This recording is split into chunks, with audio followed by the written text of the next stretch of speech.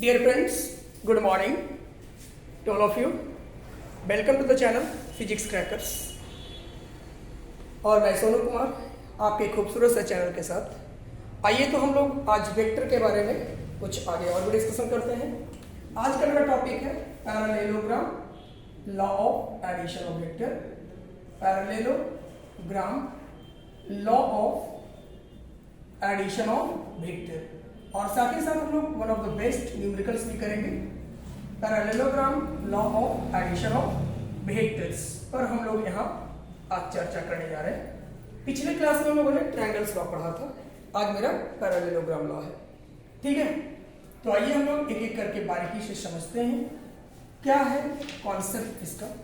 Concept सबसे पहला number आपको यही ध्यान में रखना है, जो कॉन्सेप्ट मैं बार बार बोलता हूँ कि आपको अगर दो वेक्टर दिए जाए तो उनके बीच सबसे पहले आपको क्या निकालना है, एंगल निकालना है। सपोज मान लो कि आपके पास एक वेक्टर ए है और दूसरा कोई वेक्टर आपके पास कौन सा वाला बी है, तो इन दोनों के बीच का एंगल निकालते हैं। एंगल निकालने के लिए मैंने रूल बताया है कि पहले वेक्टर के टेल और दूसरे वेक्टर के टेल को क्या करते हैं, जोड़ते हैं, ऐड करते हैं, और ऐड करके मेजर कर लेते हैं कि कितना डिग्री का एंगल बन रहा है। तो ये काम तो सबसे पहले करते हैं, और ये काम करने के पश्चात उसके बाद हम लोग अपना जो रूल होता है उस रूल को लगाते हैं। जैसा ट्रायंगल लॉ में हमने लगाया था कि फर्स्ट का हेड और दूसरे का टेल। यहाँ पे कुछ खास नहीं, चलो मैंने कह दिया यहाँ पर लेट करने के लेट जो एंगल है दो वेक्टर के बीच का, वह एंगल कितना है, थीटा है। ठीक है, तो हम पहला क्या करेंगे, पहले वेक्टर का लेंगे टेल, ठीक है, और दूसरे वेक्टर का भी क्या लेंगे वाला, टेल लेंगे। This is the A vector and this is the B vector, और इन दोनों के बीच का एंगल कितना हो गया, थीटा। देखो बारीकी से समझोगे मैं कॉन्सेप्ट में क्या बोल रहा हूं। पहले वेक्टर का टेल, यानी यहां पर जो रूल लागू होगा वह रूल मेरा होगा टेल प्लस टेल रूल। याद रखो, टेल प्लस टेल रूल, एकदम ढंग से समझो, दिमाग में बात सेट करो। यानी पहले वेक्टर का टेल और दूसरे वेक्टर के टेल दोनों को क्या करते हैं, एडजॉइन करते हैं, और इसी से कोई थर्ड वेक्टर हम लोग खींच लेते हैं। दिस इज द कौन वेक्टर वाला, आर वेक्टर। यही जो आर वेक्टर होता है ना, this is the resultant vector. R vector is equals to A vector plus B vector. अब आपके दिमाग में आ रहा है सर जी पैरेललोग्राम तो बना नहीं, तो पैरेललोग्राम बनाने के लिए क्या करेंगे, ए वेक्टर के पैरेलल हम लोग बी वेक्टर के कहां से वाला, तो हेड से एक लाइन को एडजॉइन करेंगे, मिला दी।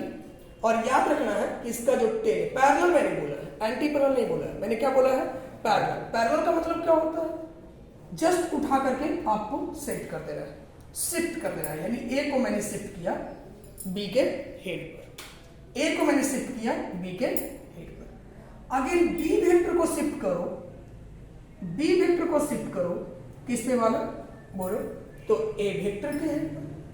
बस यही दिमाग में सेट कर लेना है, मैंने शिफ्ट कर दी, बी वेक्टर को उठाया और ए वेक्टर पर शिफ्ट कर दिया। अब बोलो अगर ए वेक्टर ये था तो इसका भी हम लोग नाम क्या देंगे, ए वेक्टर।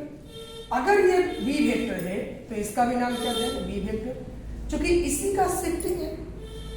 अब बोलो यहां पूरा एंगल अगर थीटा बन रहा था ए और बी के बीच, तो यहां पर का एंगल भी क्या हो जाएगा वाला, थीटा हो जाएगा। होगा नहीं होगा, इस लाइन और इस लाइन के बीच, तो ये लाइन को यहां मैंने शिफ्ट किया, ये लाइन को यहां शिफ्ट किया, बोलो आपके पास रिजल्ट क्या मिल गया, तो इन दोनों के बीच का एंगल थीटा। आप ऐसे भी कर सकते हो, this and this lines are parallel.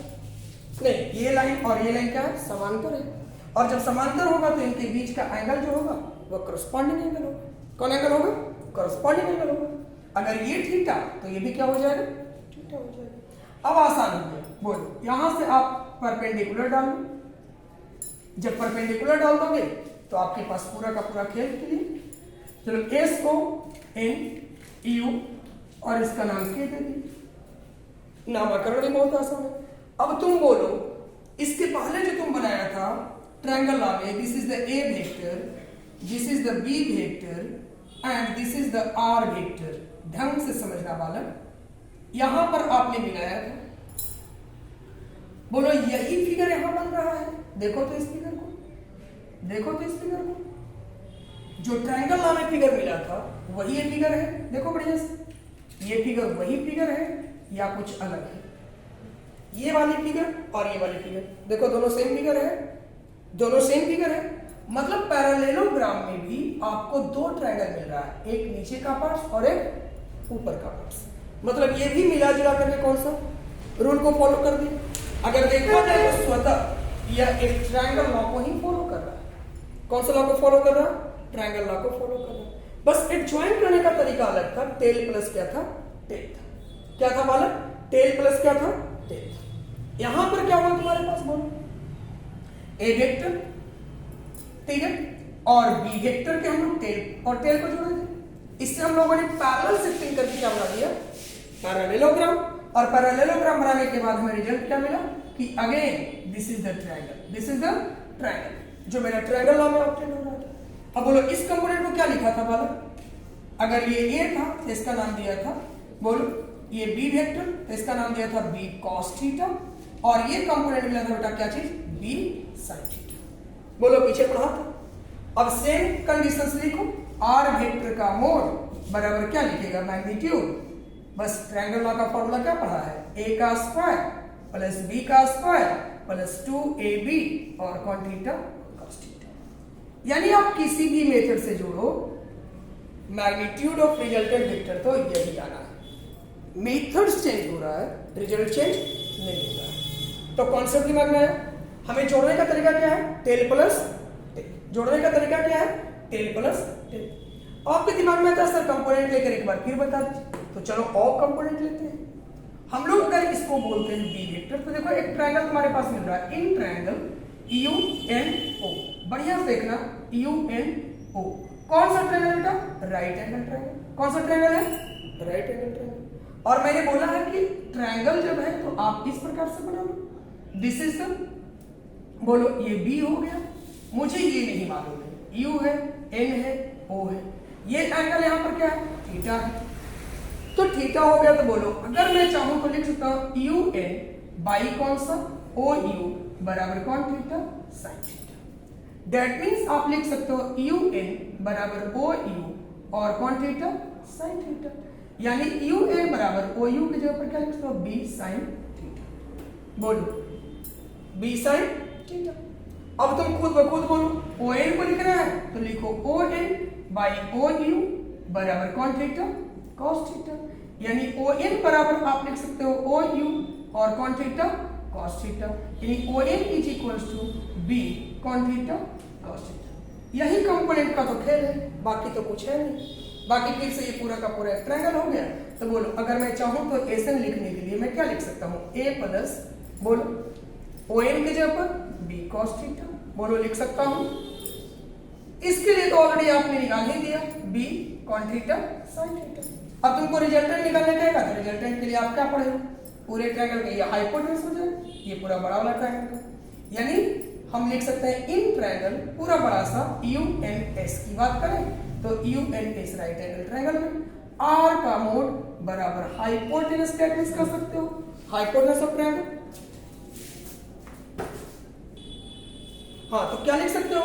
Are vector का मोड बराबर हाइपोटेन्यूज। अब हाइपोटेन्यूज में तुम्हारे पास क्या होता है? तो इस साइड का स्क्वायर प्लस इस साइड का स्क्वायर। इस साइड में आपके पास है एशियन का स्क्वायर और प्लस ये साइड आपका हो गया यूएन का स्क्वायर।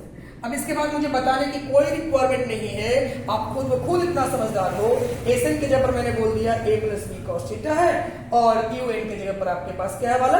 बी साइन थीटा है। अब आप रिजल्ट तोड़ोगे, रिजल्ट निकाल लोगे, कोई दिक्कत तो हमें नहीं लगता कि दिक्कत होगी। यहां तक में पूरे बातें क्लियर हो गई है। तो ये पूरी टर्मिनल्स आप पैरेललोग्राम में देखो। अब तुम्हारे दिमाग में आ रहा है सर इसका हम डायरेक्शन कैसे निकालें? तो डायरेक्शन भी निकाल सकते हो। डायरेक्शन निकालने का भी सिंपल सा तरीका, वही ट्रायंगल लॉ लगाओगे। कौन सा लॉ लगाओगे? ट्रायंगल। और बोलो डायरेक्शन कैसे निकालें? तो डायरेक्शन बहुत इजीली निकाल सकते हो। ट्रायंगल लॉ वाला जो प्रोसेस आपने अपनाया था यहां भी अपना। मान लेते हैं this is the angle phi जो ए वेक्टर के साथ रिजल्टेंट वेक्टर का डायरेक्शन बता रहा है। ये एंगल मैंने कहा फाई है जो ए वेक्टर के साथ रिजल्टेंट वेक्टर का क्या बता रहा है? डायरेक्शन बता रहा है। तो डायरेक्शन निकालने के लिए प्रोसेस बोलो क्या? स्लोप निकालते हैं और स्लोप को कैसे लिखते हैं? फाई से। कौन फाई लिखेंगे, tan फाई। तो ये आपको हो गया tan फाई बराबर बोलो बेटा क्या हो जाएगा, तो y का कंपोनेंट बटा x का कंपोनेंट। मैंने आपको बताया y का कंपोनेंट बटा x का कंपोनेंट। अब बोलो y का component b sin theta, x का कंपोनेंट a प्लस b कौन थीटा cos थीटा बराबर कौन फाई tan फाई। यानी दैट मींस फाई बराबर आप चाहो तो लिख सकते हो tan inverse b sin theta और बाई a प्लस b कौन थीटा cos थीटा। डन है, डन है। तो ये पूरा का पूरा कॉन्सेप्ट आपके दिमाग में है। अब देखो कोई भी फिजिक्स में, मैं बार बार बोलता हूं कि फिजिक्स में थ्योरी पढ़ने का कोई मायने नहीं रखता है। जब तक हम क्वेश्चंस ना करें तब तक मेरा कॉन्सेप्ट क्लियर नहीं होगा। यानी हम लोग अब यहां से क्या करेंगे, कुछ पहले क्वेश्चंस देखते हैं, बढ़िया बढ़िया questions, one of the best questions जो पूछा गया है नीट के एग्जाम में भी, जेईई मेन में भी पूछा गया है। उन सारे क्वेश्चंस को हम लोग अब यहां पर करेंगे। ट्रायंगल लॉ, पैरेललोग्राम लॉ, जिससे आपको सॉल्व करने में सुविधा हो उससे आप क्या कर सकते हो, सॉल्व कर सकते हो। तो आइए हम लोग इसको सॉल्व करने का प्रयास करें, one of the best questions को। और मैं बार बार बोलता हूं कॉपी कलम निकाल कर बैठोगे, जब भी आप लेक्चर देख रहे हो तो कॉपी कलम निकाल कर बैठो, नोट्स बनाते चलो, तभी जाकर के आपके एग्जाम के लिए फायदे होंगे, अदरवाइज आपको इससे कोई बेनिफिट होने वाला नहीं। तो ये जो क्वेश्चंस पूछे गए क्वेश्चंस है, मैं उन क्वेश्चंस को देखता हूं और आप लोगों को सॉल्व करवाता हूं।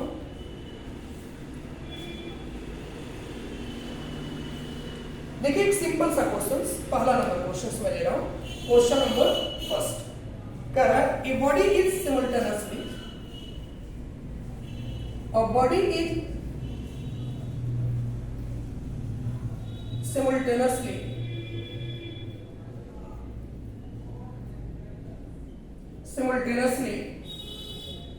given two velocities,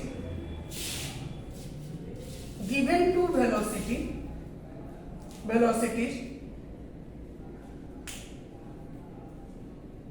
130 meter per second, 30 meter per second, due east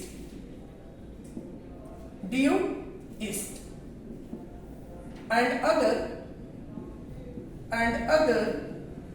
40 meter per second, 40 meter per second, due north. Find the resultant velocity. Find the resultant velocity. अब क्वेश्चंस को बड़ी आसानी से करो, बड़ा ही इजी वे तुम कर सकते हो। देखो a body is simultaneously given two velocities, कोई बॉडी है और उसका दो वेलोसिटीज दिया है, ठीक है। मान लेते हैं कि यहां पर एक बॉडी है, ठीक है, और इसकी दो वेलोसिटी दी गई है, एक ईस्ट में और दूसरा नॉर्थ में। मैं सबसे पहले आपको जो बताया था कॉन्सेप्ट आपको ध्यान में रखना है कि हम डायरेक्शन कैसे लेते हैं। This is the north, this is the east, this is the west and this is the south. ये पहले डिनोट कर लो दिमाग में। मान लो कि this is the point of origin, यहां से कोई ब्लॉक चलना शुरू करता है, दिस इज द ब्लॉक या दिस इज द बॉडी, ये कोई बॉडी हो गई, यहां से चला किस ओर, ईस्ट की ओर। क्वेश्चंस में देखो बड़ा ही सिंपल दे रखा है, ड्यू ईस्ट, किस ओर चलना शुरू करता है, ईस्ट की ओर। कितनी स्पीड दी है, तो 30 मीटर पर सेकेंड, यानी भी ए बराबर आप चाहो तो लिख सकते हो 30 मीटर पर सेकेंड। डन है। दूसरा नंबर लिख रहा है नॉर्थ। अब यहां से टर्न करता है और किस ओर जाता है, नॉर्थ की ओर जाता है। चलो इसका नाम मैंने, तो यहां पर मैं ऐसे कर दूं V1 तो ज्यादा बेस्ट रहेगा। इसको मैं लिख दूं V2 बराबर बोलो कितना है, तो मैं लिख सकता हूं 40 मीटर पर सेकंड। लिख नहीं सकता हूं बल्कि मुझे दिया गया है। अब मेरे पास कहता है रिजल्टेंट निकालने के लिए। क्या निकालने के लिए, रिजल्टेंट निकालने के लिए। अगर आप देखते हो तो देखो फर्स्ट वेक्टर का हेड और दूसरे वेक्टर का क्या जुड़ रहा है, फर्स्ट वेक्टर का हेड और दूसरे वेक्टर का क्या जुड़ रहा है, टेल। यहां से आप इसको मिला दो, दिस इज द कौन वेक्टर वाला, आर वेक्टर। कौन वेक्टर हो गया, आर वेक्टर। अब जैसे ही आर वेक्टर बोल दो तो आर वेक्टर में दो टर्म है, एक एक वर्ड्स को समझोगे। आर वेक्टर में मेरे पास दो टर्म है, एक टर्म है आर वेक्टर का मैग्नीट्यूड और दूसरा है आर वेक्टर का क्या, दैट मींस डायरेक्शन। और हमें निकालना क्या है, आर वेक्टर निकालना है। मतलब हम पहले इसको निकालें और फिर इसको निकालें। एकदम दिमाग में सेट कर लोगे कॉन्सेप्ट, अपने आप सारे क्वेश्चंस को तुम खुद ब खुद डील कर सकते हो। यानी आर वेक्टर के लिए मुझे दो चीज निकालना है, यानी आर वेक्टर का मैग्नीट्यूड भी निकालना है और आर वेक्टर का डायरेक्शन भी निकालना है। तो बोलो मैग्नीट्यूड निकालने के लिए अभी तुम लोग फॉर्मूला पढ़ा, आर वेक्टर का मोड इज इक्वल टू, बोलो बालक, ए का स्क्वायर प्लस बी का स्क्वायर प्लस 2ab और कॉन थीटा cos थीटा। जो कॉन्सेप्ट पढ़े हो एकदम कॉन्सेप्ट को ध्यान रखना। अब बोलो ए और बी के बीच का जो डायरेक्शन है यानी एंगल है वो कितने डिग्री का है, यहां देखो यहां देखो, बोलो थीटा कितने डिग्री का है। मैंने बोला है कि दोनों वेक्टर के बीच का एंगल निकलेगा है, तो बोलो ये थीटा कितना डिग्री हो गया। इधर वाला एंगल क्यों नहीं लेंगे, आपके इधर भी 90 आएगा, कोई दिक्कत नहीं है, लेकिन इधर का क्यों नहीं लेंगे, क्योंकि आप देखो आपको बताया गया था this is the A vector and this is the B vector. हमें ये एंगल चूज करना है और एंगल में हमेशा छोटा एंगल चूज करना है, ये भी बोला गया। अब इधर से भी लेते हैं तो आपको 90, इधर से लेते हैं तो 90, लेकिन हम लेंगे कौन साइड से, ये साइड से। तो ये साइड का एंगल मैंने ले लिया थीटा 90। अब बोलो बालक क्या मिल गया, ए का स्क्वायर 30 का स्क्वायर, बी का स्क्वायर 40 का स्क्वायर और प्लस 2, ए की जगह पर 30 और बी की जगह पर भी कितना वाला 40 और बोलो cos 90। cos 90 जैसे बोलते हो ये टर्म पूरा का पूरा क्या हो जाएगा जी, cos 90 का वैल्यू कितना होता है जी। अब रिजल्ट तो आप निकालना जानते हो, 30 का स्क्वायर करोगे 900, 40 का स्क्वायर करोगे 1600, रिजल्ट इज द, अब जोड़ दो इन दोनों को 2500, दैट इज 50 मीटर पर सेकेंड। ये तो मैग्नीट्यूड निकला। डायरेक्शन कैसे निकालें, तो बोलो डायरेक्शन निकालने के लिए मैंने आपको कॉन्सेप्ट सिखाया, बोलो क्या दिखाया कॉन्सेप्ट, tan फाई बराबर मैंने बोला b और कौन थीटा साइन थीटा और y में मैंने क्या बताया a प्लस b कौन थीटा cos थीटा। बड़ी बारीकी से करोगे खुद ब खुद रिजल्ट निकल जाएगा। b हमारे पास कौन है, ये यानी y का कंपोनेंट, बोलो x का कंपोनेंट मेरे पास क्या है ये, तो हम क्या करें b sin थीटा, कौन साइन थीटा यानी 40 और साइन कितना हो गया 90 बाई a की जगह पर बोलो 30 और प्लस b cos थीटा यानी b की जगह पर कितना हो गया फिर 40 और प्लस बोलो cos 90। अभी मैंने बोला cos 90 का वैल्यू कितना हो जाएगा 0, तो 40 sin 90 का वैल्यू 1, यहाँ 30 और प्लस 40 cos 90 का वैल्यू कितना 0। बड़ी बारीकी से सेट करो। अब बोलो रिजल्ट कितना मिल गया 40 बाई 30, 0 to 0 कैंसिल हो गया, इक्वल्स टू कौन 5 tan। दैट मींस यहां से आप लिख सकते हो 5 is equals to tan inverse कितना 4/3। अब यहां पर देखो एक मैं ट्रायंगल आपको दिखा रहा हूं, ये ट्रायंगल को याद रखना। अगर ट्रायंगल जब भी ऐसा मिल जाए, आपको ध्यान से समझना, ट्रायंगल जब भी आपको ऐसा मिल जाए कितने का, ये 4 ये 3 और ये 5, 4 3 और कितने का 5 का, और ये कोई एंगल थीटा हमें नहीं मालूम है, तो याद रखना कि ये थीटा जो होगा वह कितने डिग्री का होगा 53 डिग्री का होगा। कितने डिग्री का होगा 53 डिग्री का होगा, ये याद रखना। दूसरा तो अगर ये ट्रायंगल मिल जाए, ध्यान से समझोगे, यहाँ थीटा है, यहाँ 3 4 और कितना है 5 है, तो यहाँ थीटा का मान याद रखना कितना डिग्री होगा 60 डिग्री। ये दो ट्रायंगल को याद रखोगे, बहुत ज्यादा आपको परेशान करेगा। तो देखो tan फाई मैं यहीं से बोल सकता था चाहता तो कि tan फाई बराबर 4/3 यानी that is the perpendicular by base. tan होता है तो tan कितना डिग्री हो गया वाला, यानी tan आप चाहो तो लिख सकते थे 53 डिग्री। दैट मींस फाई बराबर कितना डिग्री हो गया, यानी रिजल्टेंट वेक्टर ए वेक्टर के साथ कितने डिग्री कोण बना रहा है, तो बात समझ आया। यानी ओरिजिन के साथ हॉरिजॉन्टल कंपोनेंट के साथ कितने डिग्री का कंपोनेंट है, कितने डिग्री का डायरेक्शन है 53 डिग्री। हम उम्मीद करते हैं बारीकी से पॉइंट समझ में आ गया होगा।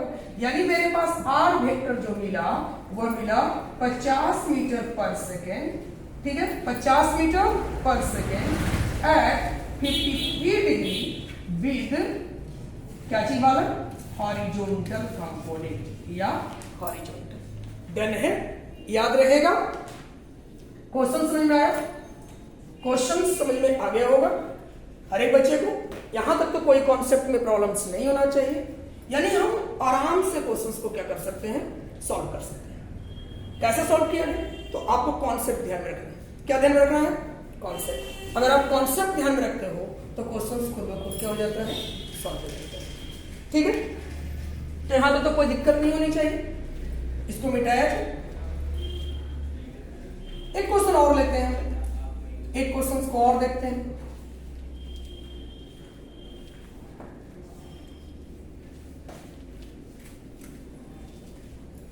देखो एक क्वेश्चन और देखते हैं, बढ़िया बढ़िया सा क्वेश्चंस लिखेंगे, पूछे हुए क्वेश्चंस आप कैसे सॉल्व करोगे।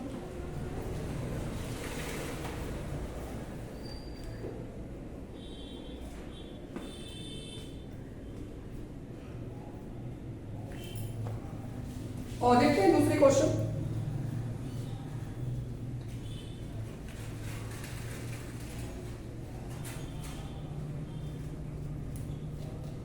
देखो जो पूछी गई सीबीएसई पीएम की प्रीलिम्स में और फाइनल एग्जाम में जो पूछी गई क्वेश्चन वो है क्वेश्चन नंबर मैं 2 की बात कर रहा हूं। कह रहा है if A vector plus B vector का बोल रहा था मोड, ठीक है, इज इक्वल टू आपको दे रखा है ए वेक्टर का मोड प्लस बी वेक्टर का मोड, देन एंगल आपसे पूछ रहा है, then the angle between A and B